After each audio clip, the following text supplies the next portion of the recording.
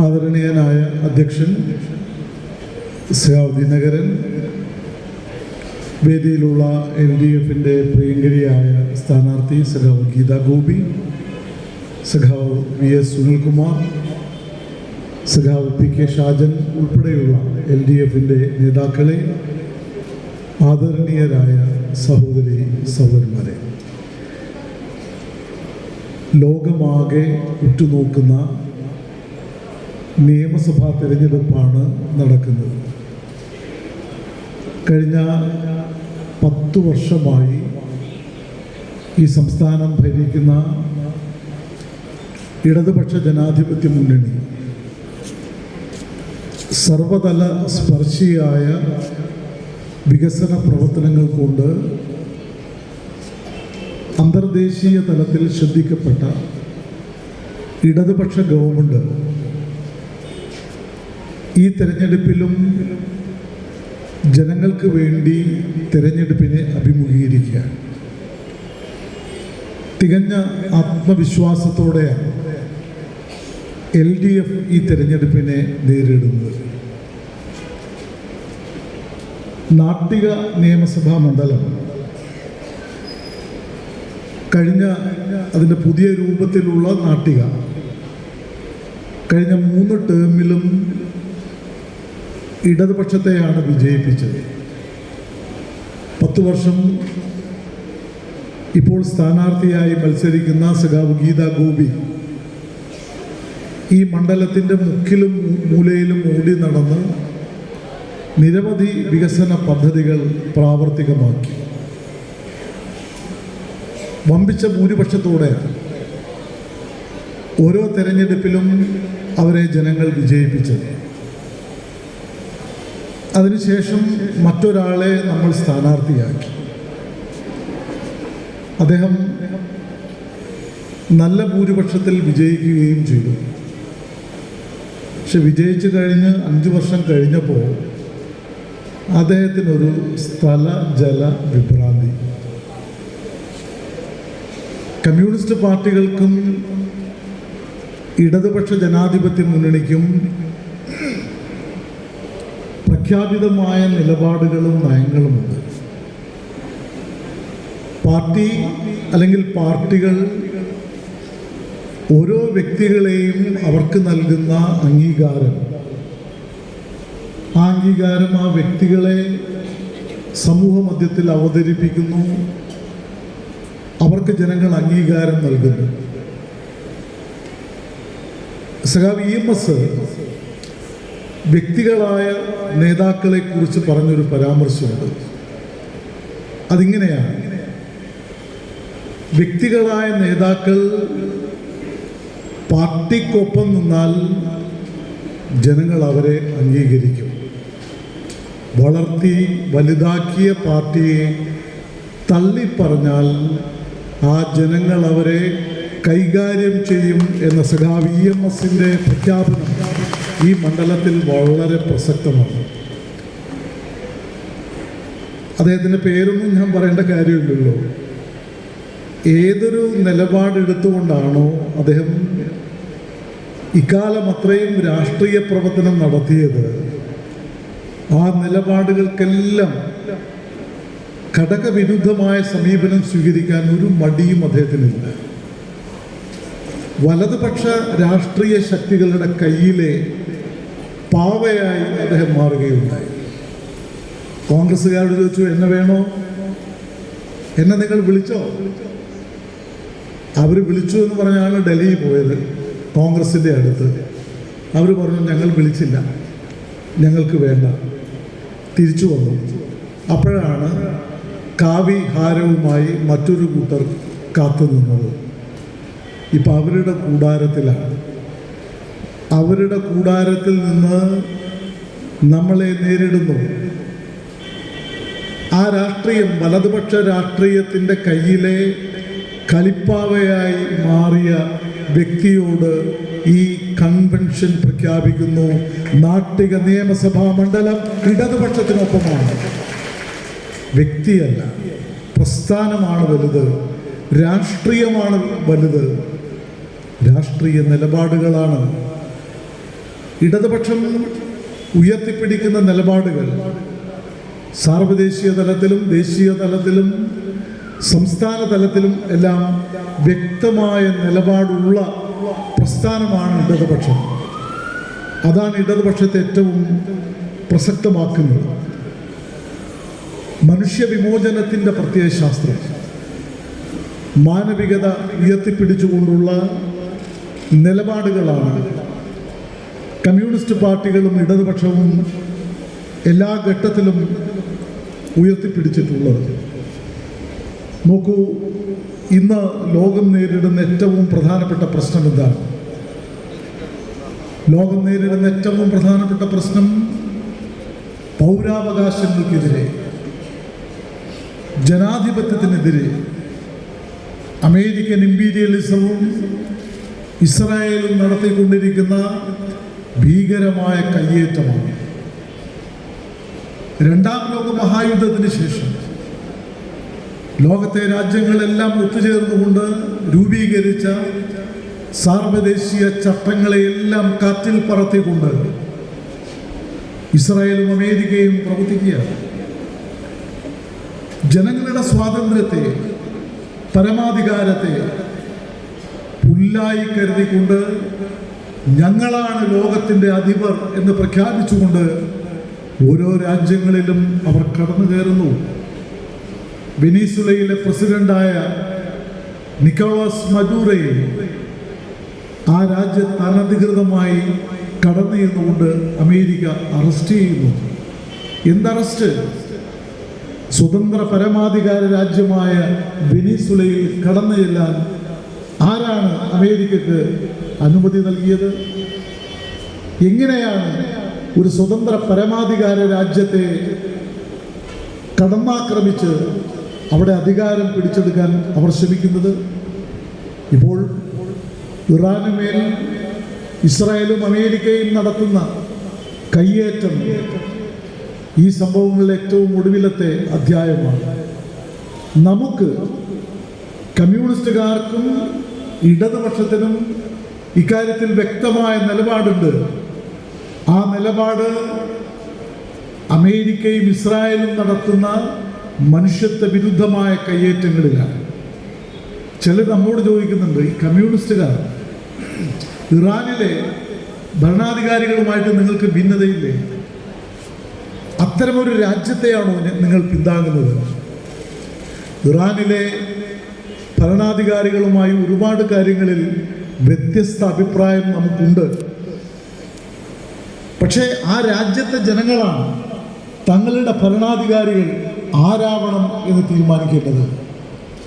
നമ്മുടെ നിലപാട് ഇറാൻ ഒരു സ്വതന്ത്ര പരമാധികാര രാജ്യമാണ് എന്നുള്ളത് കൊണ്ട് അവിടെ കടന്നു കയറി നിസ്സഹായരായ മനുഷ്യരെ, പെൺകുട്ടികളെയും സ്ത്രീകളെയും ഏകപക്ഷീയമായി കൊന്നൊടുക്കുന്ന ഇസ്രായേലിൻ്റെയും അമേരിക്കയുടെയും നിലപാടിനെതിരാണ്. യാതൊരു മറയുമില്ലാതെ അക്കാര്യം നമ്മൾ പ്രഖ്യാപിച്ചിട്ടുണ്ട്. ഇന്ത്യയിലെ നഗരങ്ങളിലും ഗ്രാമങ്ങളിലും നമ്മൾ വലിയ ശക്തിയല്ല, പക്ഷേ ഗ്രാമാന്തരങ്ങളിൽ നാം അമേരിക്കൻ ഇമ്പീരിയലിസത്തിനെതിരായി ശബ്ദം ഉയർത്തുന്നു. ആ നിലപാട് എത്ര ശരിയാണ് എന്ന് ഇന്നത്തെ സംഭവങ്ങൾ തെളിയിക്കുകയല്ലേ? നമ്മൾ നോക്കി പരിഹസിച്ചവരുണ്ട്, കളിയാക്കിയവരുണ്ട്. ഇവർക്ക് വേറെ പണിയൊന്നുമില്ലേ? ഓ, പിന്നെ ഇവിടെ തൃശ്ശൂരും താന്യത്തും വാടാനപ്പള്ളിയിലും തൃപ്രയാറും സമരം നടത്തിയാൽ അമേരിക്ക അങ്ങോട്ട് പേടിക്കുകയല്ലേ? ആ പരിഹാസം ഉന്നയിച്ചവരോട് നമുക്ക് ഇടതുപക്ഷത്തിന് പറയാനുള്ള മറുപടി, ലോകത്തെ ഏറ്റവും സർവശക്തമെന്ന് സ്വയം പ്രഖ്യാപിക്കുന്ന അമേരിക്കൻ സാമ്രാജ്യാധിപത്യം ലോകത്താകെ ഉയർന്നു വന്ന പ്രതിഷേധങ്ങൾക്ക് മുന്നിൽ മുട്ടുകുത്തിയ ചരിത്രമുണ്ട്. ധീര വിയറ്റ്നാം സഖാവ് ഹോച്ചിമിന്റെ നേതൃത്വത്തിൽ അമേരിക്കൻ അധിനിവേശത്തിനെതിരായി നടന്ന ഉജ്ജ്വലമായ പോരാട്ടം അമേരിക്കയെ മുട്ടുകുത്തിക്കുകയുണ്ടായി. യുദ്ധവിരുദ്ധമായ എത്രയെത്ര പ്രക്ഷോഭങ്ങൾ നമ്മൾ നടത്തിയിട്ടുണ്ട്. ഞാൻ അതിൻ്റെ വിവരണങ്ങളിൽ കിടക്കുന്നില്ല. ചിലിയിലെ കമ്മ്യൂണിസ്റ്റുകാരനായിരുന്ന പ്രസിഡന്റ് സാൽവഡോർ അലൻഡെ അദ്ദേഹത്തിൻ്റെ കൊട്ടാരം ആക്രമിച്ചുകൊണ്ടാണ് അമേരിക്കൻ CIA കൊന്നത്. പാബ്ലോ നെരുദ എന്ന വിശ്വവിഖ്യാതനായ കവിയെ വിഷം കൊടുത്തുകൊണ്ട് കൊന്നു CIA. സഖാവ് ചെഗുവേര എന്ന വിശ്വവിപ്ലവകാരിയെ അമേരിക്കൻ സാമ്രാജ്യാധിപത്യം കൊലപ്പെടുത്തി. എത്രയെത്ര വിപ്ലവകാരികൾ ലോകത്തെല്ലായിടത്തും അമേരിക്കൻ സാമ്രാജ്യാധിപത്യത്തിനെതിരായിട്ടുള്ള ശബ്ദമുയർത്തിയത് ലോകത്തെങ്ങുമുള്ള കമ്മ്യൂണിസ്റ്റുകാരാണ്. അതുകൊണ്ട് ഇന്ന് അമേരിക്കൻ സാമ്രാജ്യാധിപത്യം നടത്തുന്ന ഈ ഏകപക്ഷീയമായ കടന്നാക്രമണത്തെ എതിർക്കാൻ കമ്മ്യൂണിസ്റ്റുകാർക്ക് രണ്ടാമതൊന്ന് ആലോചിക്കേണ്ടതില്ല. ഇന്ത്യയിലെ ഭരണാധികാരികൾ യുദ്ധം ആരംഭിക്കുന്നതിൻ്റെ 5-6 ദിവസം മുമ്പാണ് ഇന്ത്യയുടെ പ്രധാനമന്ത്രി ശ്രീ നരേന്ദ്രമോദി ഇസ്രായേൽ സന്ദർശിച്ചുകൊണ്ട് ബെഞ്ചമിൻ നെതന്യാഹു എന്ന ലോകത്തെ ഏറ്റവും വെറുക്കപ്പെട്ട ഭരണാധികാരിയെ ചേർത്ത് പിടിച്ചുകൊണ്ട് പറഞ്ഞു, നിങ്ങളാണ് ഞങ്ങളുടെ സുഹൃത്ത്, സ്വാഭാവിക സുഹൃത്ത് നിങ്ങളാണ്. ആ പ്രഖ്യാപനം നടന്ന് ഏതാനും മണിക്കൂറുകൾക്കകമാണ് ഇറാൻ വലിയ ആക്രമണം ഇറാനിൽ നടത്തിയത്. ഇവിടെ കമ്മ്യൂണിസ്റ്റുകാർ ഉന്നയിക്കുന്ന ഒരു പ്രധാനപ്പെട്ട ചോദ്യം, ഒരു രാജ്യം ആ രാജ്യത്തിൻ്റെ ഡിപ്ലോമാറ്റിക് റിലേഷൻ, നയതന്ത്ര ബന്ധം നിശ്ചയിക്കുമ്പോൾ തീർച്ചയായും പരിഗണിക്കേണ്ട കാര്യം, ഒരു യുദ്ധം ഉണ്ടാവുകയാണെങ്കിൽ ആ യുദ്ധം തങ്ങളുടെ നാട്ടിലെ പൗരന്മാരെ എങ്ങനെ ബാധിക്കുന്നു എന്നാവണം. അങ്ങനെ വിശകലനം ചെയ്തോ ഇന്ത്യയുടെ ഗവൺമെൻറ്, ഇന്ത്യയുടെ പ്രധാനമന്ത്രി? യുദ്ധത്തെ, ഇസ്രായേലിൻ്റെയും അമേരിക്കയുടെയും ആക്രമണങ്ങളെ വലിയ തോതിൽ സാമൂഹ്യ മാധ്യമങ്ങളിൽ പിന്തുണച്ച സംഘ് പരിവാരത്തിൻ്റെ പോസ്റ്റുകൾ നിങ്ങൾ ഓർക്കണം. ഇന്നൊരു സന്തോഷം എനിക്കൊരു സ്റ്റേറ്റ്മെൻറ്റ് കണ്ടപ്പോൾ തോന്നി. അത് നരേന്ദ്രമോദി പറയാണ്, യുദ്ധം നമുക്ക് ദോഷമാണ്. ഇന്നത്തെ അദ്ദേഹത്തിൻ്റെ സ്റ്റേറ്റ്മെൻറ്റാണ്. എന്ന് വെച്ചാൽ യുദ്ധം ആരംഭിച്ച ഘട്ടത്തിൽ കമ്മ്യൂണിസ്റ്റുകാരും ഇടതുപക്ഷവും എടുത്ത നിലപാടാണ് ശരി എന്നത് വ്യക്തമാക്കുന്നു. 30 ലക്ഷം മലയാളികൾ ഉൾപ്പെടെ 1 കോടി ഇന്ത്യക്കാരാണ് മിഡിൽ ഈസ്റ്റ് ജോലി ചെയ്യുന്നത്. മലയാളികൾ 30 ലക്ഷം പേർ. ഇറാനിൽ ആക്രമണം നടത്തുമ്പോൾ അതിനെ പോയി പിന്തുണച്ച ഇന്ത്യയുടെ പ്രധാനമന്ത്രി ഓർക്കണമായിരുന്നു, പ്രത്യാഘാതം ഉണ്ടാകുമ്പോൾ നമ്മളെ ബാധിക്കും, നമ്മുടെ പൗരന്മാരെ ബാധിക്കും. ഓർത്തില്ല. ഫാസിസത്തിൻ്റെ ഏകാധിപത്യപരമായ വംശീയ വിദ്വേഷം മുരയ്ക്കുന്ന തലച്ചോറുകൊണ്ട് അവർ തീരുമാനിച്ചത് അടിക്കട്ടെ, തകരട്ടെ ഇറാൻ എന്നായിരുന്നു. യുദ്ധം ആരംഭിച്ചപ്പോൾ സ്വാഭാവികമായും ഇറാൻ പ്രത്യാക്രമണം നടത്തി.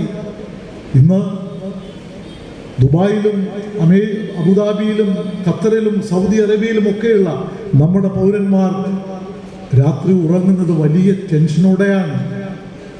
ആകാശത്ത് പൊട്ടുന്നത് തൃശ്ശൂർ പൂരത്തിൽ പൊട്ടുന്ന അമിട്ടുകളല്ല, മറിച്ച് ഒരു മിസൈൽ താഴെ വീണ് പൊട്ടിയാൽ തകർന്നു പോകുന്നത് ആയിരക്കണക്കിന് മനുഷ്യരുടെ ജീവിതങ്ങളാണ്. നിങ്ങൾ ഓർക്കണം, ദുബായ് മഹാനഗരത്തിൽ നിന്ന് ടെഹ്റാനിലേക്കുള്ള ദൂരം വെറും 15 മിനിറ്റ് മാത്രമാണ്. എന്ന് വെച്ചാൽ നമ്മുടെ പൗരന്മാർ, 1 കോടി ഇന്ത്യൻ പൗരന്മാരെ ഏത് സാഹചര്യത്തിൽ അവർ ജീവിച്ചാലും വേണ്ടില്ല, അവരുടെ ജീവനും സ്വത്തിനും യാതൊരു പരിരക്ഷയും ഉണ്ടാക്കാത്ത ഒരു നയതന്ത്ര നിലപാടെടുത്ത ഇന്ത്യൻ ഗവൺമെൻറ്റിൻ്റെ ദയനീയമായ അമേരിക്കൻ പക്ഷപാതിത്വത്തെ അപലപിക്കാൻ അശേഷം നമ്മൾ മടിക്കേണ്ടതില്ല. നമ്മൾ പറഞ്ഞു, ഈ യുദ്ധം ടെഹ്റാനിൽ, ഇറാനിലല്ല നടക്കുന്നത്, നമ്മുടെ വീട്ടുമുറ്റത്താണ്. ഞാൻ ദേശാഭിമാനി പത്രത്തിൽ ഒരു ലേഖനം എഴുതി. ആ ലേഖനത്തിൻ്റെ തലക്കെട്ട് യുദ്ധം നമ്മുടെ വീട്ടുമുറ്റത്ത് എന്നായിരുന്നു. നിങ്ങൾ ആരെങ്കിലും വായിച്ചോ എന്ന് എനിക്കറിയില്ല. അതിപ്പോൾ നമ്മൾ അനുഭവിക്കുകയല്ലേ. പ്രവാസികൾ നോക്കൂ, എത്ര അപകടകരമായ സ്ഥിതിയാണ്. ഇറാൻ ഹോർമിസ് കടലിടുക്ക് അടച്ചപ്പോൾ അതുവഴിയുള്ള ഗതാഗതം പൂർണ്ണമായും സ്തംഭിച്ചു. 1.5 ആഴ്ച മുമ്പ് ബെഞ്ചമിൻ നെതന്യാഹുവിനെ കെട്ടിപ്പിടിച്ച് താങ്കളാണ് ഞങ്ങളുടെ എല്ലാം എന്ന് പറഞ്ഞ ഇന്ത്യയുടെ പ്രധാനമന്ത്രി ഇറാൻ്റെ പ്രസിഡന്റിനെ വിളിച്ച് പറയാണ്, കുറച്ച് എണ്ണ, മറ്റേ പാചകവാതകം ഞങ്ങൾക്ക് കൊണ്ടുവരണം, ഞങ്ങളെ സഹായിക്കൂ. അവർ പറഞ്ഞ മറുപടി അർത്ഥവത്വം തികച്ചും ജനാധിപത്യപരമായിരുന്നു.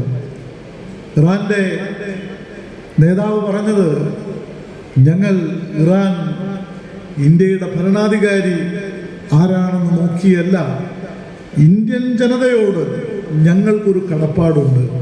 ആ കടപ്പാട് ഉയർത്തിപ്പിടിച്ചുകൊണ്ട് ഞങ്ങൾ 2 ഷിപ്പ് വിടാൻ തയ്യാറാണ്. അങ്ങനെയാണ് 2 ഷിപ്പ് വന്നത്.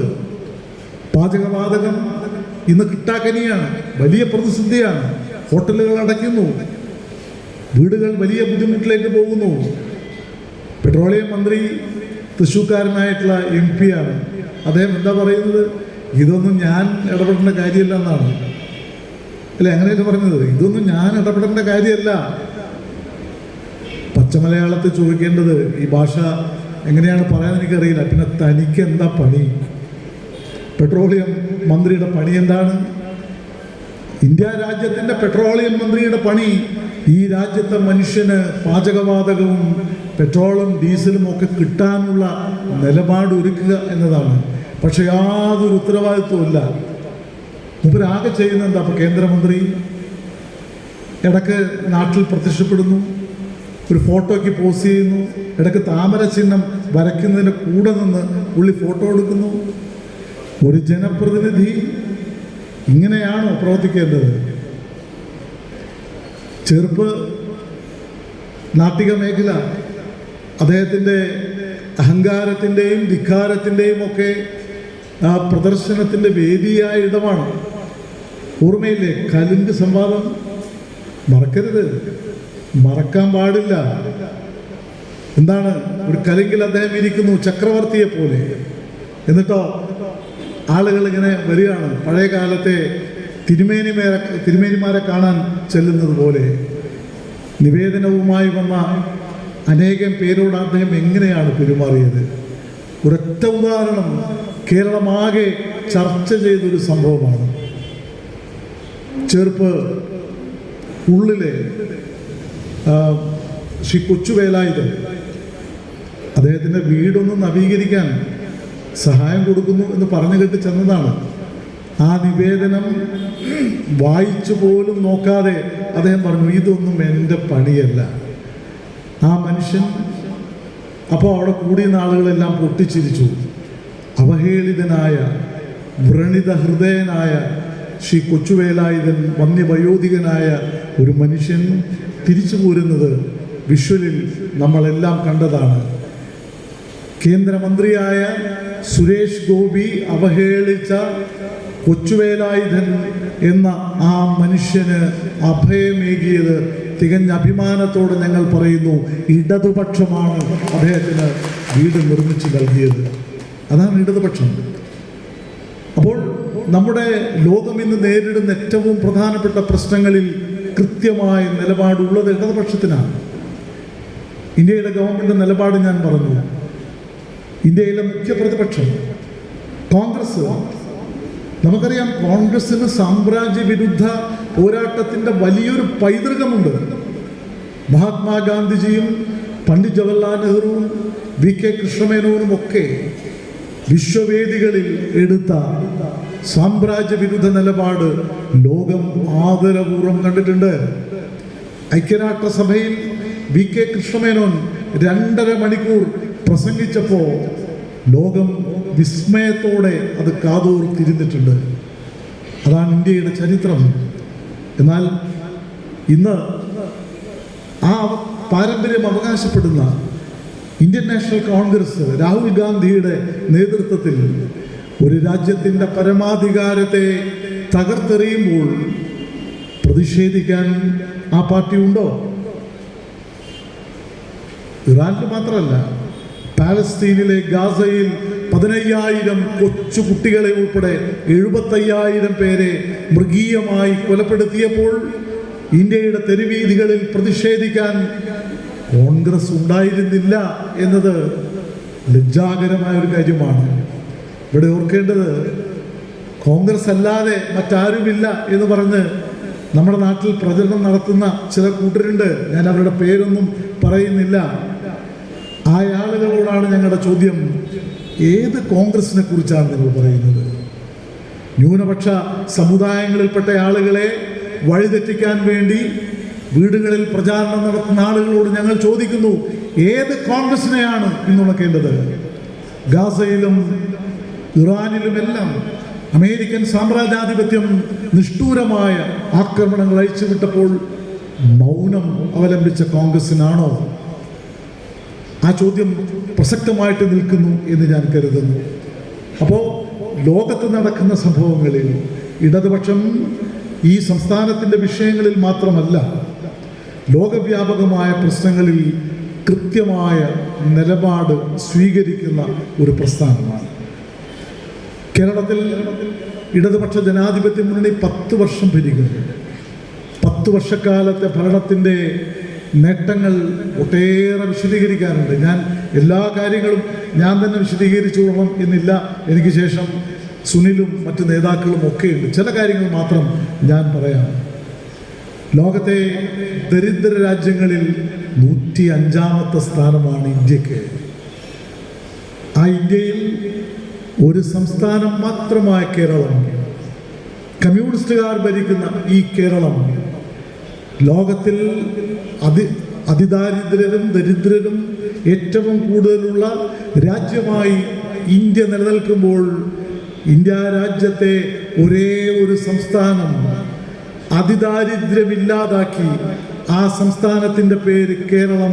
ആ പ്രക്രിയക്ക് നേതൃത്വം നൽകിയത് സഖാവ് പിണറായി വിജയൻ എന്ന മുഖ്യമന്ത്രി, ഇടതുപക്ഷം. ഒരു ദിവസം കൊണ്ടല്ല, കൃത്യമായ ഷെഡ്യൂൾ ഉണ്ടാക്കി നടപ്പിലാക്കിയ ഒരു പദ്ധതി. അതാണ് കേരളം. നോക്കൂ, ഇന്ത്യയിൽ വിവിധ സംസ്ഥാനങ്ങളുണ്ട്. BJP ഭരിക്കുന്ന സംസ്ഥാനങ്ങളാണ് കൂടുതൽ, കോൺഗ്രസ് ഭരിക്കുന്ന സംസ്ഥാനങ്ങളുണ്ട്. ഏതെങ്കിലും സ്റ്റേറ്റ് ഭവനരഹിതരായിട്ടുള്ള ആളുകൾക്ക് 5 ലക്ഷം വീടുകൾ ഉണ്ടാക്കി കൊടുത്തൊരു സ്റ്റേറ്റ് ഇന്ത്യയിലുണ്ടോ? 10 വർഷം കൊണ്ടോ 15 വർഷം കൊണ്ടോ 20 വർഷം കൊണ്ടോ ഉണ്ടാക്കി കൊടുത്ത ഏതെങ്കിലും സ്റ്റേറ്റ് ഉണ്ടോ? എന്നാൽ കേരളം 10 വർഷം കൊണ്ട് 5 ലക്ഷം ആളുകൾക്ക് വീടുകൾ നിർമ്മിച്ചു നൽകി. അതൊരു റെക്കോർഡാണ്. അപ്പോൾ കോൺഗ്രസ്സുകാർ ഞങ്ങളും ഉണ്ടാക്കിയിരുന്നു. എവിടെയാണ് നിങ്ങൾ ഉണ്ടാക്കിയത്? നിയമസഭാ രേഖയുണ്ട്. ഞാനും സുനിൽകുമാറും ഗീതാഗോപിയും ഒക്കെ നിയമസഭയിൽ ഉണ്ടായിരുന്നു. സഭയിൽ കൃത്യമായി ഗവൺമെൻറ്റിൻ്റെ ഓരോ ഗവൺമെൻറ്റും ചെയ്ത കാര്യങ്ങൾക്ക് മറുപടിയുണ്ട്. ഉമ്മൻചാണ്ടിയുടെ 5 വർഷക്കാലത്ത് കേരളത്തിൽ ആകെ ഉണ്ടാക്കിയ വീടുകളുടെ എണ്ണം 4000. നിയമസഭയിൽ നൽകിയ മറുപടിയിൽ അതുണ്ട്. അവിടെയാണ് കേരളം 5 ലക്ഷം വീടുകൾ നിർമ്മിച്ചത്. കേരളം ഇന്ത്യക്കാകെ വഴികാട്ടുന്നു എന്ന് പറയുന്നത് 957 മുതൽ 100% ശരിയാണ്. ഇടക്കാലങ്ങളിൽ ആ ക്ഷേമ വികസന പദ്ധതികൾ ബ്രേക്ക് ചെയ്യുന്ന വിധത്തിൽ UDF ഗവൺമെൻറ്റുകൾ ഉണ്ടായിട്ടുണ്ട്. ഇവിടെ കേരളം 62 ലക്ഷം പേർക്ക് ക്ഷേമ പെൻഷൻ നൽകുന്നു. ഇപ്പം എത്രയാ? 1600-ൽ നിന്ന് 2000 രൂപയാക്കി വർദ്ധിപ്പിച്ചു. നമ്മുടെ നാട്ടിലെ മുത്തശ്ശിമാർ, ആരും സംരക്ഷിക്കാനില്ലാത്ത മനുഷ്യർ, മക്കളില്ലാത്തവർ, പേരക്കുട്ടികളില്ലാത്തവർ, ബന്ധുക്കളാരുമില്ലാത്തവർ, അവർ 2 പേർ, ഭാര്യയും ഭർത്താവും ഉണ്ടെങ്കിൽ 4000 രൂപ പ്രതിമാസം വീട്ടിലെത്തുന്നു. മരുന്ന് വാങ്ങാൻ, മുറുക്കാൻ വാങ്ങാൻ, ഭക്ഷണം വാങ്ങാൻ ഉള്ള അവരുടെ ഏക ആശ്രയം ഈ സ്റ്റേറ്റ് ഗവൺമെൻറ് കൃത്യമായി അത് നൽകുന്നു. പിടക്കാലത്ത് BJPക്കാർ പ്രചരിപ്പിച്ചു ഇതൊക്കെ മോഡിയുടെ കാശാണ്. മോഡി നൽകിയത് എത്ര? 200 രൂപയായിരുന്നു. ഇപ്പോൾ അതും നിർത്തലാക്കിയിരിക്കുകയാണ്. നോക്കൂ, ഇവിടെ BJPക്കും RSSനും ഒക്കെ വേണ്ടി പ്രവർത്തിക്കുന്ന സാധാരണക്കാരായിട്ടുള്ള ആളുകൾ അറിയണം, സാമൂഹ്യക്ഷേമ പെൻഷൻ കേന്ദ്രം നിർത്തുന്നു, വിഹിതം നൽകുന്നില്ല. എന്നാൽ കേരളം വളരെ കൃത്യമായി ആ പെൻഷൻ നൽകുകയാണ്. UDF ഇപ്പം രാഹുൽ ഗാന്ധി കഴിഞ്ഞ ദിവസം പ്രസംഗിച്ചെന്താ? ഞങ്ങൾ വന്നാൽ അത് 3000 ആക്കും. അതിപ്പോഴാട്ടോ. 2021 ഇദ്ദേഹം പ്രസംഗിച്ചത് കോൺഗ്രസ് വന്നാൽ 6000 രൂപയാക്കുമെന്നാണ്. അത് മറന്നിട്ടാണ്. എഴുതി കൊടുത്ത ആൾക്ക് തെറ്റിയതാണ്, പ്രാവശ്യം 3000 ഉള്ളൂ. പക്ഷേ ഇവരുടെ ട്രാക്ക് റെക്കോർഡ് എന്താണ്? ഐക്യജനാധിപത്യ മുന്നണി 2001 മുതൽ 2006 വരെ കേരളം ഭരിച്ചു.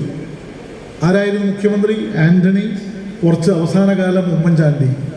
എത്ര മാസത്തെ സാമൂഹ്യക്ഷേമ പെൻഷൻ ബാക്കി വെച്ചു? അന്ന് തുച്ഛ സംഖ്യയേ ഉള്ളൂ, വളരെ ചെറിയ സംഖ്യ. 28 മാസത്തെ പെൻഷൻ കുടിശ്ശികയാക്കിക്കൊണ്ടാണ് ആ ഗവൺമെൻറ് പോയത്. പിന്നീട് സഖാവ് VSന്റെ ഗവൺമെൻറ് വന്നപ്പോഴാണ് ആ കുടിശ്ശിക പൂർണ്ണമായും കൊടുത്തു തീർത്തതും പെൻഷൻ വർദ്ധിപ്പിച്ചതും. VS പോയി, UDF വന്നു. ഞങ്ങൾ ആ ഘട്ടങ്ങളിലെല്ലാം നിയമസഭയിലുണ്ട്. ഉമ്മൻചാണ്ടിയുടെ 5 വർഷക്കാലം 18 മാസത്തെ കുടിശ്ശിക. ഇപ്പൊ VD സതീശൻ പറയുന്നു, അത് ശരിയല്ല. 18 മാസത്തെ കുടിശ്ശിക അവർ കൊടുക്കാൻ ബാക്കിയുണ്ടായിരുന്നു. 600 രൂപ. ആ 600 രൂപ 1100 രൂപയാക്കി വർദ്ധിപ്പിച്ച് ആ 18 മാസത്തെ കുടിശ്ശിക 2 ഗഡുക്കളായി ഇടതുപക്ഷ ഗവൺമെൻറ് വിതരണം ചെയ്തു. ഞങ്ങളൊക്കെ 2011-ലും 2016-ലും ജയിച്ച MLA-മാർ എന്നുള്ള നിലയിൽ 2016-ൽ ഈ കുടിശ്ശിക 2 ഘട്ടമായി വിതരണം ചെയ്ത ചടങ്ങിൽ പങ്കെടുത്തവരാണ്. പക്ഷെ സതീശൻ പറയുന്നു അങ്ങനെ ഒരു കാര്യമില്ല. അദ്ദേഹം പിന്നെ ഇപ്പോൾ പറഞ്ഞുകൊണ്ടിരിക്കുന്നത് എല്ലാം എന്താണ് എന്ന് സാമൂഹ്യ മാധ്യമങ്ങളിലൂടെ മനുഷ്യർ കാണുന്നുണ്ട്. സാമൂഹ്യക്ഷേമ പെൻഷൻ കേരളം രാജ്യത്തിന് വഴികാട്ടുന്ന അഭൂതപൂർവമായ ക്ഷേമ പദ്ധതി. വീട്ടമ്മമാർക്ക് പ്രതിമാസം 1000 രൂപ നൽകുന്നൊരു പദ്ധതി എവിടെയുണ്ട്? ഇന്ത്യയിൽ ഏത് സംസ്ഥാനത്തുണ്ട്? അപ്പോൾ ചിലർ പറയും അത് 1000 രൂപയല്ലേ, എന്ത് കാര്യം? ഓർക്കണം, സഖാവ് EK നായനാരുടെ നേതൃത്വത്തിൽ 1980-ൽ സാമൂഹ്യക്ഷേമ പെൻഷൻ, കർഷക തൊഴിലാളി പെൻഷൻ ആരംഭിച്ചത് എത്ര രൂപയാണ്? 45 രൂപ. ഇടതുപക്ഷ ജനാധിപത്യ മുന്നണി ഈ നാട്ടിലെ വീട്ടമ്മമാർക്ക് ഉറപ്പ് നൽകുന്നു, ഇടതുപക്ഷമാണ് വീണ്ടും അധികാരത്തിൽ വരുന്നത് എങ്കിൽ വീട്ടമ്മമാരുടെ ഈ ക്ഷേമ പദ്ധതി 1000 രൂപയിൽ നിന്ന് വർദ്ധിപ്പിക്കും എന്ന വാഗ്ദാനം നമ്മൾ നൽകുന്നു. ഇടതുപക്ഷം നൽകുന്നത് പാഴ്വാക്കല്ല, വെറും വാക്കല്ല, പറഞ്ഞ കാര്യങ്ങൾ പ്രാവർത്തികമാക്കിയ ഒരു ഗവൺമെൻറ്റാണ് കേരളത്തിലെ ഗവൺമെൻറ്. വിദ്യാർത്ഥികൾക്ക് പ്രതിമാസം ജോലി ലഭിക്കുന്നത് വരെയുള്ള ഒരു പ്രത്യേക സഹായ പദ്ധതി, 1000 രൂപയുടെ ഒരു സഹായ പദ്ധതിയും ഈ ഗവൺമെൻറ് ആരംഭിച്ചു. പറഞ്ഞ കാര്യങ്ങൾ പ്രാവർത്തികമാക്കുന്ന കാര്യം പറയുമ്പോൾ ഒരു കാര്യം പ്രത്യേകം എടുത്തു പറയേണ്ടതുണ്ട്. അത് വയനാട് ചൂരൽ മലയിലെ ഈ സർക്കാരിൻ്റെ ഇടപെടലാണ്. ഒരു നാൾ നമ്മളെല്ലാവരെയും പോലെ അമ്മയും അച്ഛനും അല്ലെങ്കിൽ ഭാര്യയും ഭർത്താവും ഒക്കെ ഉറങ്ങാൻ കിടന്നു. രാത്രിയുടെ ഏതോ യാമത്തിൽ ഒലിച്ചു വന്ന മലവെള്ളം മനുഷ്യരെ ആകെ തകർത്തു, വീടുകളെല്ലാം തകർത്തു, ഗ്രാമങ്ങളില്ലാതായി. ഇന്നലെ വരെ ഉണ്ടായിരുന്നൊരു ഗ്രാമം മാറ്റപ്പെട്ടു. 100 കണക്കിന് മനുഷ്യർക്ക് ജീവൻ നഷ്ടമായി, വീടുകൾ തകർന്നുപോയി, സ്ഥലങ്ങൾ ഇല്ലാതാക്കപ്പെട്ടു. ഈ ഗവൺമെൻറ് നോക്കൂ, ഇന്ത്യയുടെ ചരിത്രത്തിൽ മറ്റൊരു സംസ്ഥാന ഗവൺമെൻറ്റും നടത്താത്ത ശക്തമായ ഇടപെടൽ നടത്തി. ഞാൻ സഖാവ് പിണറായി വിജയനെയും നമ്മുടെ പ്രിയങ്കരനായ ഈ ജില്ലയിൽ നിന്നുള്ള മന്ത്രി സഖാവ് K രാജന്റെയും പ്രവർത്തനത്തെ ഏറ്റവും ആദരപൂർവ്വം കാണുന്നു. കാരണം ഇത് പ്രദർശനത്തിന് വേണ്ടിയല്ല, സമർപ്പണത്തോടെ അവിടെ കേന്ദ്രീകരിച്ച് നിന്നുകൊണ്ട് അവർ പ്രഖ്യാപിച്ചു ഒരു ടൗൺഷിപ്പ് ഇവിടെ ഉണ്ടാക്കും, ദുരന്തബാധിതർക്കൊരു ടൗൺഷിപ്പ്. മാധ്യമങ്ങൾ കളിയാക്കി, പിന്നെയല്ലേ ടൗൺഷിപ്പ് എവിടെ? വയനാട്. ഭൂമിയെടുക്കാൻ കുറച്ച് വൈകിയപ്പോൾ മുഖപ്രസംഗം, ചാനലുകളിൽ അന്തിച്ചർച്ച, പ്രതിപക്ഷത്തിൻ്റെ സമരങ്ങൾ, എല്ലാവരെയും പിന്നെ സ്തംഭിപ്പിച്ചുകൊണ്ട് നമുക്കെതിരായി സംസാരിച്ചവർ അവരമ്പരപ്പിച്ചുകൊണ്ട് ഗവൺമെൻറ് സ്ഥലമെടുത്തു. 1 വർഷത്തിനുള്ളിൽ നോക്കൂ, കേന്ദ്ര ഗവൺമെൻറ്റിൻ്റെ 1 രൂപയുടെ സഹായം നമുക്ക് ലഭിച്ചില്ല. എന്തൊരു വഞ്ചനയാണ് കാണിച്ചത്. പ്രധാനമന്ത്രി സ്ഥലം സന്ദർശിച്ചപ്പോൾ ഒരു കുഞ്ഞിനെ ലാളിക്കുന്ന ഒരു ചിത്രം വൈറലായി. ദേശീയ മാധ്യമങ്ങൾ അതെടുത്ത് പ്രസിദ്ധീകരിച്ചു. സ്വാഭാവികം, നമുക്കൊരു പ്രതീക്ഷയുണ്ടായിരുന്നു ആ കാണിക്കുന്നതിൽ തെല്ലെങ്കിലും ആത്മാർത്ഥതയുണ്ടാകും. ഉണ്ടായോ? വയനാട് ചൂരൽമല ദുരന്തം ദേശീയ ദുരന്തമായി പ്രഖ്യാപിക്കണമെന്ന ആവശ്യം തള്ളിക്കളഞ്ഞു. അവിടെ വീടുകൾ ഉണ്ടാക്കാൻ ഒരു രൂപ പോലും തന്നില്ല. അവരുടെ കടം എഴുതി തള്ളാൻ ഒരു രൂപ പോലും അനുവദിച്ചില്ല.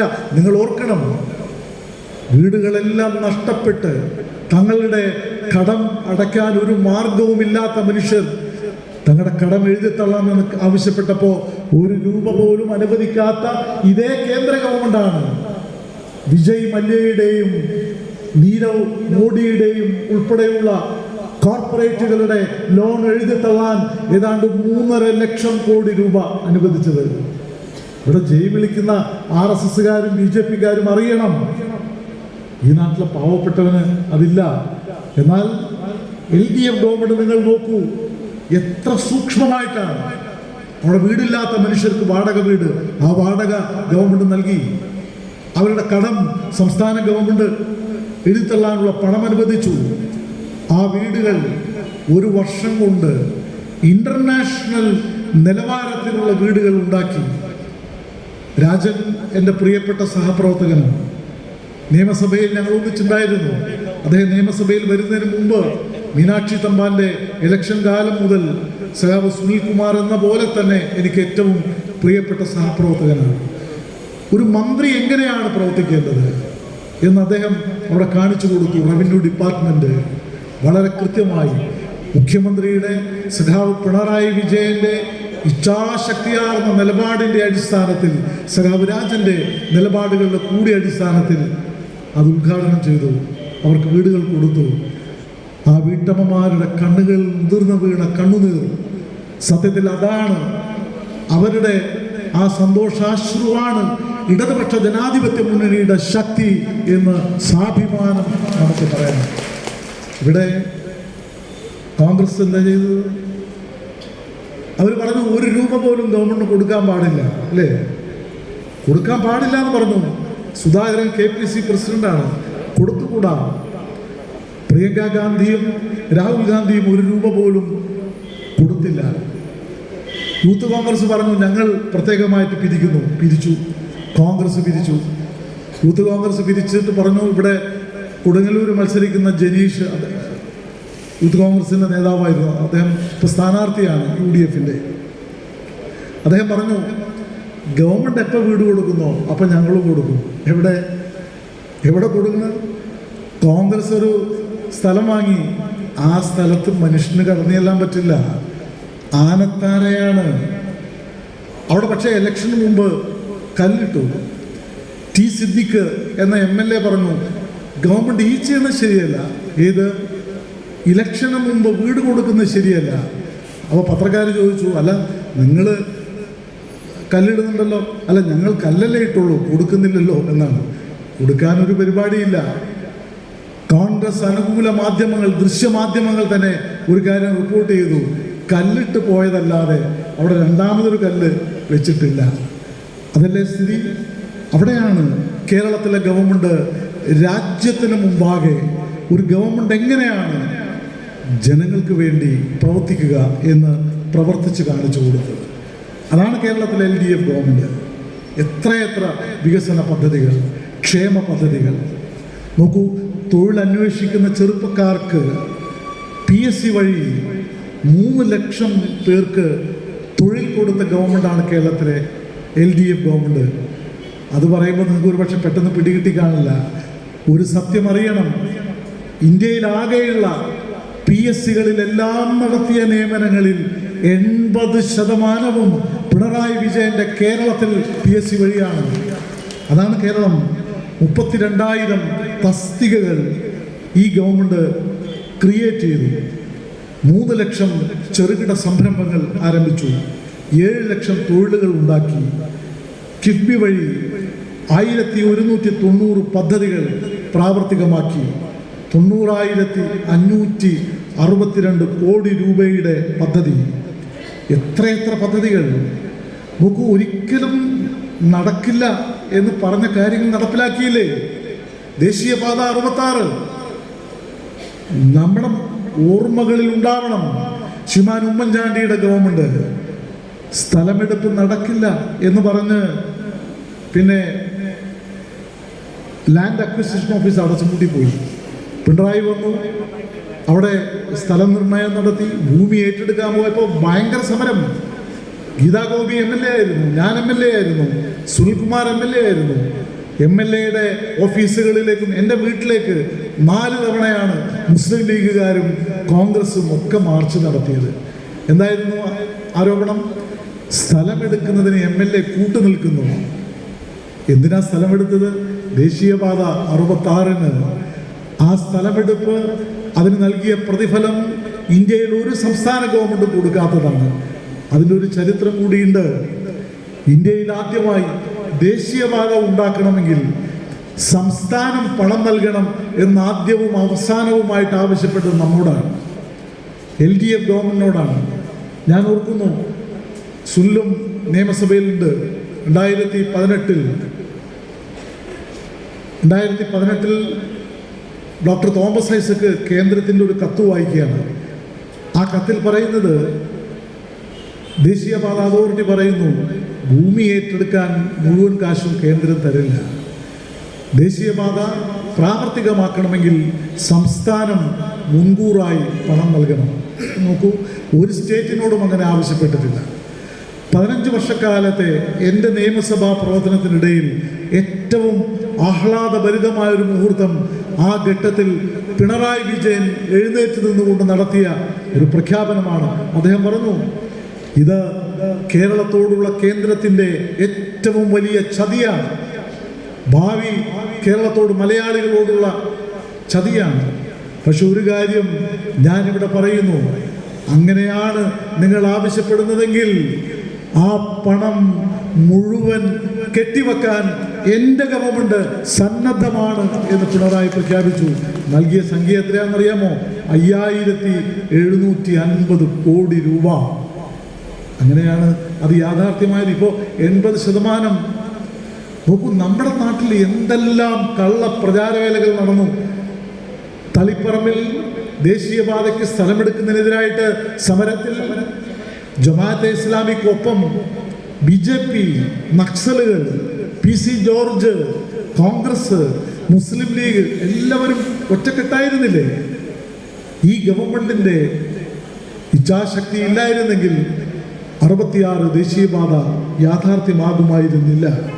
അങ്ങനെ എത്രയെത്ര പദ്ധതികൾ നമ്മുടെ ജില്ലയിൽ, അനേകം പദ്ധതികൾ. കൊല്ലൂരിലെ സുവോളജിക്കൽ പാർക്ക്, അതിൻ്റെ പ്രവർത്തനം ആരംഭിച്ചത് കുറേ മുമ്പാണ്. രാജാജി മാത്യു തോമസ് MLA ആയിരുന്നപ്പോൾ ഞാൻ ഓർക്കുന്നുണ്ട്, അവിടെ നിർമ്മാണ ഉദ്ഘാടനമൊക്കെ നടത്തി. പക്ഷേ പണം എവിടുന്ന് കണ്ടെത്തും? ഒരു പദ്ധതിക്ക്, ഒരു നിയമസഭാ മണ്ഡലത്തിലെ പദ്ധതിക്ക് ഏറ്റവും കൂടുതൽ ഫണ്ട് അനുവദിച്ചത് അവിടെയാണ്. 371 കോടി രൂപയല്ലേ പുത്തൂർ സുവോളജിക്കൽ പാർക്കിന് വേണ്ടി LDF ഗവൺമെന്റ് അനുവദിച്ചത്? ആ പദ്ധതി ഇപ്പോൾ യാഥാർത്ഥ്യമായി. ഏഷ്യയിലെ ഏറ്റവും മികച്ച സുവോളജിക്കൽ പാർക്ക്. തൃശ്ശൂർ നഗരത്തിലുണ്ടായിരുന്ന സൂ വെക്കേറ്റ് ചെയ്യുമ്പോൾ നഗരത്തിൽ കൂടുതൽ വികസന പദ്ധതികൾ പ്രാവർത്തികമാക്കാനുള്ള സൗകര്യം. അത്തരത്തിൽ എത്രയെത്ര പദ്ധതികൾ. ഞാൻ അതിൻ്റെ വിശദാംശങ്ങളിലേക്ക് ഒരുപാട് പോകുന്നില്ല. ഒരുപാട് കാര്യങ്ങളുണ്ട്. വിഴിഞ്ഞം പദ്ധതി പോലെ, ഗെയിൽ പദ്ധതി പോലെ, കൂടംകുളം കൊച്ചി പവർ ഹൈവേ പോലെയുള്ള അനേകം പദ്ധതികൾ കേരളത്തിന് വേണ്ടി LDF ഗവൺമെന്റ് പ്രാവർത്തികമാക്കി. ഇന്നലെ മിനിഞ്ഞാന്ന് ഗുരുവായൂരിലെ BJP സ്ഥാനാർത്ഥിയായിട്ടുള്ള ഗോപാലകൃഷ്ണൻ,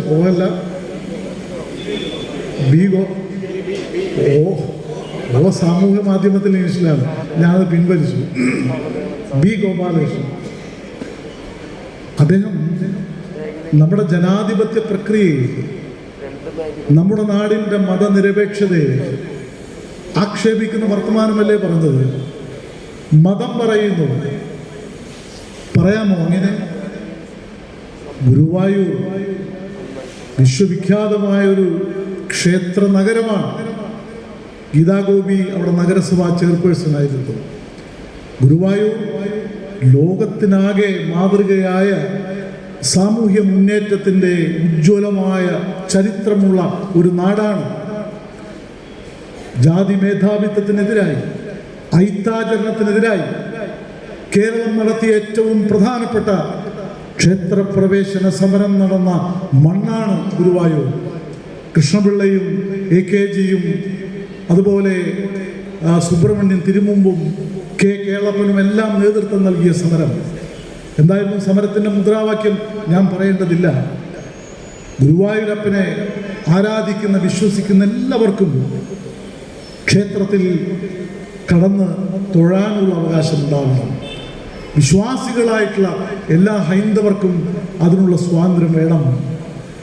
ആ മുദ്രാവാക്യം അവിടെ ഉന്നയിച്ച് സമരം ചെയ്തപ്പോൾ AK ഗോപാലനെ, AKGയെ കൊല്ലാൻ ശ്രമിച്ചു, ആനയെ കൊണ്ട് ചവിട്ടിക്കാൻ ശ്രമിച്ചു, ബോംബെറിഞ്ഞു. അന്ന് ക്ഷേത്രാധികാരിയായിരുന്ന സാമൂതിരിയുമായി ഉണ്ടാക്കാൻ വേണ്ടി പരിശ്രമിച്ചത്. തീർപ്പെന്തിന്? സാമൂതിരിയുമായി ചർച്ച നടത്തി ഞങ്ങൾ സമരത്തിനെതിരാണ് എന്ന് പറഞ്ഞത് രാഷ്ട്രീയ സ്വയം സേവക സംഘമാണ്. ആ സംഘത്തിൻ്റെ നേതാവാണ് ഇപ്പോൾ പറയുന്നത് ഞങ്ങളാണ് എല്ലാം. ഇനി ഗുരുവായൂരിൻ്റെ വികസനം എടുക്കാം. ഏത് കാര്യത്തിൽ നിങ്ങൾ ചെയ്തു? ഇന്ന് ഗുരുവായൂർ ക്ഷേത്രത്തിന് ചുറ്റുമുള്ള, ക്ഷേത്രത്തിനകത്തുള്ള വികസന കാര്യങ്ങളിൽ എന്ത് പങ്കാണ് BJPക്കുള്ളത്? എന്ത് പങ്കാണ് ജനസംഘത്തിനുള്ളത്? ഈ രാജ്യത്തെ സെക്യുലർ രാഷ്ട്രീയ പാർട്ടികൾ, ഇടതുപക്ഷം മാത്രമാണ് എന്ന് ഞാൻ പറയുന്നില്ല, ഇടതും വലതും ഒക്കെയായിട്ടുള്ള സെക്യുലർ പ്രസ്ഥാനങ്ങളാണ് ആ വികസന പ്രവർത്തനങ്ങൾ നേതൃത്വം നൽകിയത്. BJPക്ക് ഒരു പങ്കുമില്ല. ഗുരുവായൂരമ്പലത്തിൽ കുടിവെള്ളക്ഷാമം രൂക്ഷമായിരുന്നു. സഖാവ് VSന്റെ ഗവൺമെൻറ്റാണ് ഗുരുവായൂർ ക്ഷേത്രത്തിലേക്ക് 5 ലക്ഷം ലിറ്റർ പ്രതിദിനം കുടിവെള്ളം എത്തിക്കുന്ന പദ്ധതിക്ക് ആസൂത്രണം നൽകിയത്. ആ പദ്ധതി ഉദ്ഘാടനം ചെയ്തത് സഖാവ് പിണറായി വിജയൻ്റെ കാലത്താണ്. വിനീതനായ ഈ മൈക്കിന് മുന്നിൽ സംസാരിക്കുന്ന ഞാൻ ആ മണ്ഡലത്തിൻ്റെ MLA ആയിരുന്ന ഘട്ടത്തിലാണ് ആ പദ്ധതി പ്രാവർത്തികമാക്കിയത്. ഒരു പദ്ധതി, മറ്റനേകം പദ്ധതികൾ. ഗുരുവായൂരിലെ ഏറ്റവും വലിയ പ്രശ്നങ്ങളിൽ ഒന്ന്, ചില മുഹൂർത്തങ്ങളിൽ കല്യാണം ഒരുപാടുണ്ടാകും. അവിടെ 36 തവണ ലെവൽ ക്രോസ് അടയ്ക്കുമായിരുന്നു. മേൽപ്പാലം ഒരു പ്രശ്നമാണ്. UDFൻ്റെ കാലത്തൊന്നും നടന്നില്ല. 2016 പിണറായി വിജയൻ അധികാരത്തിൽ വന്ന് ആദ്യത്തെ ബജറ്റിൽ ഗുരുവായൂർ മേൽപ്പാലത്തിന് 25 കോടി രൂപ അനുവദിച്ചു. അത് വെറും ഒരു പ്രഖ്യാപനമായിരുന്നില്ല. ആ പദ്ധതി യാഥാർത്ഥ്യമാക്കിയത് 2ാം പിണറായി സർക്കാർ. ഗുരുവായൂർ മേൽപ്പാലം, ഗുരുവായൂരിൻ്റെ ആധുനിക നിലവാരത്തിലുള്ള മാലിന്യ വിമുക്ത പദ്ധതികൾ, കുടിവെള്ള പദ്ധതികൾ, റോഡുകൾ, വിദ്യാഭ്യാസ സ്ഥാപനങ്ങൾ, ആരോഗ്യ കേന്ദ്രങ്ങൾ, ഇതെല്ലാം ഇടതുപക്ഷ ജനപ്രതിനിധികളുടെ നേതൃത്വത്തിൽ നടപ്പിലാക്കിയതാണ്. ഗുരുവായൂർ വരുമ്പോൾ നിങ്ങൾക്കറിയാം, ഇപ്പോൾ ഗീത ചെയർമാനായിരിക്കുന്ന ഘട്ടവും അതിനു മുമ്പുമൊക്കെ തന്നെ അവിടെ ഉണ്ടാകുന്ന മാലിന്യങ്ങൾ സംസ്കരിക്കൽ ഒരു വലിയ പ്രശ്നമായിരുന്നു. ശവക്കോട്ട എന്നറിയപ്പെട്ട കോട്ടപ്പടിയിലെ ഇടം ഇന്ന് ഒരു തരി മാലിന്യം പോലും അവിടെയില്ല. ഒരു പൂങ്കാവനമാക്കി അവിടെ മാറ്റി, ഏറ്റവും മോഡേണായി സംസ്കരിക്കുന്ന ഒരിടമാക്കി മാറ്റി. അപ്പോൾ ഇവിടെ വർഗീയ രാഷ്ട്രീയം സംസാരിക്കുന്ന ആളുകൾ ഈ നാടിനെ എത്രമാത്രം തെറ്റിദ്ധരിപ്പിക്കുന്നു എന്ന് അറിയേണ്ടതുണ്ട്. ഞാൻ മറ്റ് വിവരണങ്ങളിലേക്ക് പോകുന്നില്ല. കേരളം ഇന്ത്യയിലെ ഏറ്റവും സമാധാനപൂർണമായ സാമൂഹ്യ സാഹചര്യമുള്ള സംസ്ഥാനമാണ്. ഇന്ത്യയിലെ എല്ലാ സംസ്ഥാനങ്ങളിലും, പ്രത്യേകിച്ച് BJP ഭരിക്കുന്നിടങ്ങളിൽ, മനുഷ്യനെ ഭക്ഷണത്തിൻ്റെ പേരിൽ കൊലപ്പെടുത്തുന്നു, വസ്ത്രത്തിൻ്റെ പേരിൽ ആക്രമിക്കുന്നു, അവരുടെ രൂപഭാവങ്ങളുടെ പേരിൽ ആക്രമിക്കുന്നു.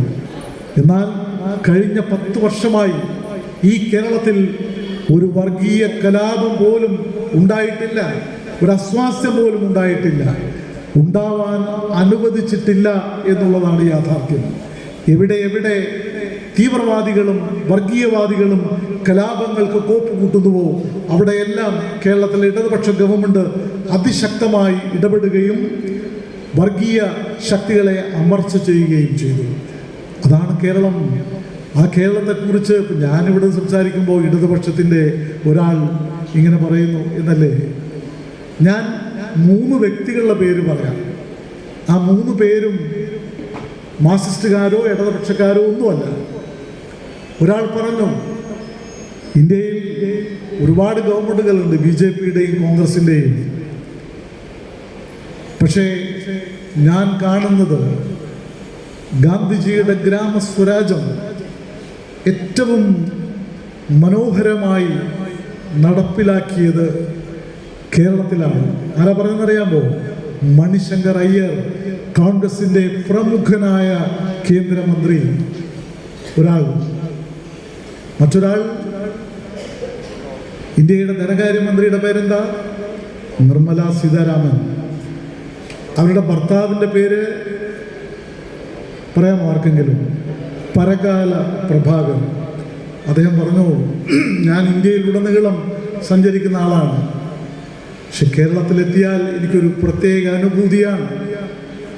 ഇന്ത്യയിലെ ഏറ്റവും മികച്ച സംസ്ഥാനം, ഏറ്റവും മികച്ച ഗവേണൻസ് ഏത് സംസ്ഥാനത്താണ് എന്ന് ചോദിച്ചാൽ ഞാൻ പറയും അത് കേരളമാണ്, പിണറായി വിജയൻ ഭരിക്കുന്ന കേരളമാണ് എന്ന്. പരകാല പ്രഭാകർ. മൂന്നാമത്തെ ആൾ വിശ്വപ്രസിദ്ധനാണ്. പേര് നിങ്ങൾ കേട്ടിട്ടുണ്ടാകും. അദ്ദേഹത്തിൻ്റെ പേര് അമർത്യ സെൻ എന്നാണ്.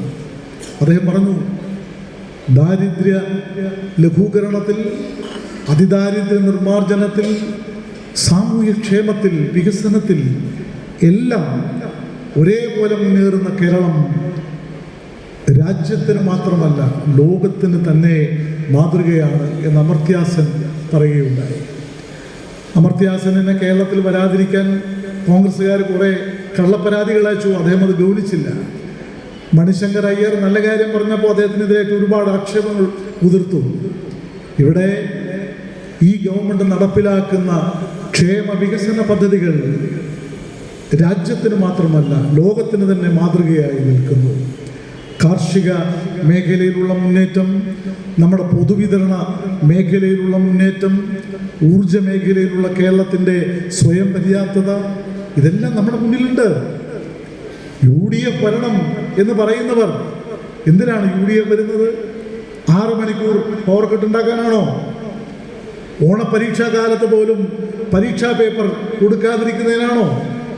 അഴിമതിയും തമ്മിൽ തല്ലും സ്വജനപക്ഷപാതവും വർഗീയ കലാപങ്ങളും ഈ നാട്ടിൽ വീണ്ടും ഉണ്ടാക്കാനാണോ? ഇപ്പൊ തന്നെ മുഖ്യമന്ത്രി സ്ഥാനാർത്ഥികളുടെ പേര് 4 or 5 ആണ് അല്ലേ? പവർ ശ്രമിക്കട്ടെ.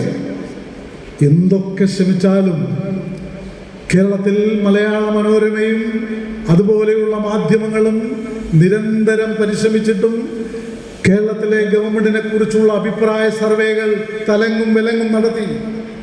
മലയാള മനോരമ ചാനൽ ഒരു സർവേ നടത്തി.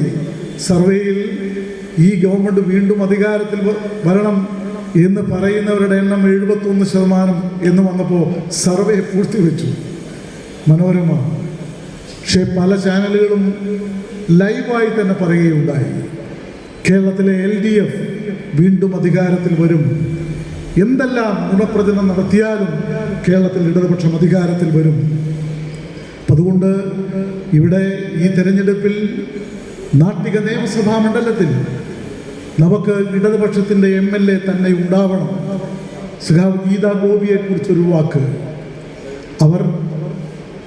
അവർ ഈ നാട്ടിലെ സാമൂഹ്യ ജീവിതത്തിൽ പ്രയാസഭരിതമായ നിരവധി ജീവിത സാഹചര്യങ്ങളിലൂടെ കടന്നു വന്ന ഒരു വ്യക്തിയാണ്.